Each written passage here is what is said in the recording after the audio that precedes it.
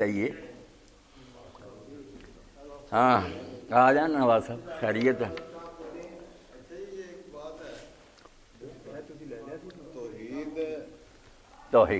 توحید میں خلل نہیں ہونا چاہیے. ہاں دے دیں.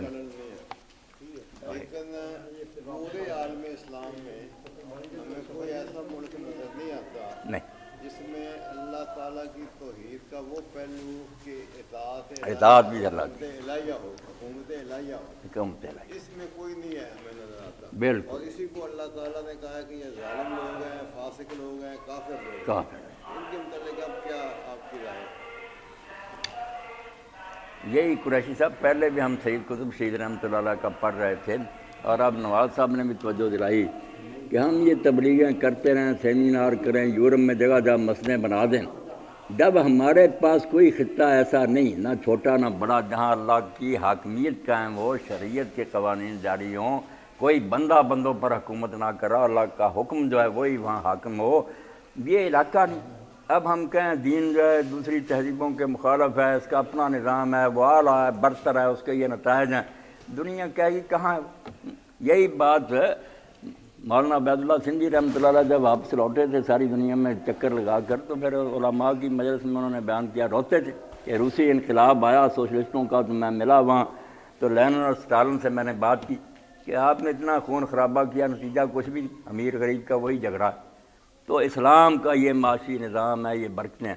تو مولانا نے روتے ہوئے کہا کہ اس نے کہا یہ ہمارے دماغ میں مولانا بہت نہیں بڑا ہوا, آپ کی باتیں ہمیں اپیل کرتی ہیں, اگر ایسا کوئی نظام ہے آپ کے اب بھی کئی ملک آزاد, ہم اپنا بھیجتے ہیں وفد وہاں, اگر وہاں یہ برکتیں نظر آئیں گی تو ہم ضرور اس کو اپنا لیں گے. تو مولانا فرمایا میں سوائے رونے کے وہاں کچھ نہیں کرتا. کہ مسلمانوں نے کوئی ایسا علاقہ رہنے دیا ہوتا تو ہم لوگوں کو کہتے نا کہ چل کر دیکھ لو. اب چغتائی صاحب یہ غیر مسلم جو کہتے ہیں محمد at Mecca, Muhammad at Medina, اسی لیے تقدا حل نہیں ہوتا کہ وہاں آپ نے نبوت کی معجزے دکھائے. وہ کہتے ہیں وہاں پیغمبر تھے, آپ ناکام رہے, 200-300 آدمی. یہاں آپ سیاستدان بن گئے, حکومت آدمی لے لی, لشکر لے لیے, اسلام پھیل گیا. بات نہیں سمجھتے کہ لشکر تو جو ہے نا آپ کی تبلیغ سے ہی تیار ہوئے, ورنہ کہاں سے آ گئے تلواریں چلانے والے بھی اگر آپ کی بات میں. مگر وہ ہوا یہ کہ مدینہ مکہ میں صرف ایک تھیوری تھی, آپ کچھ خیالات پیش کرتے تھے, سمجھدار لوگوں کی سمجھ میں آتا تھا, ورنہ لوگ کہتے تھے کس طرح یہ حکمران جاتے رہیں گے, جاگیردار جاتے رہیں گے, کیا ہے نظام جس میں برکت ہوگی. جب مدینہ میں وہ عملاً قائم ہو گیا, جو آیا اس نے دیکھا کہ عدالتیں ایسے فیصلے کر رہی ہیں, بازار میں ایسی دیانتداری ہے, گاہک ہے, تو سچ کو آنکھوں سے دیکھ لیا نا, تو فوج در فوج اسلام میں آ گئے.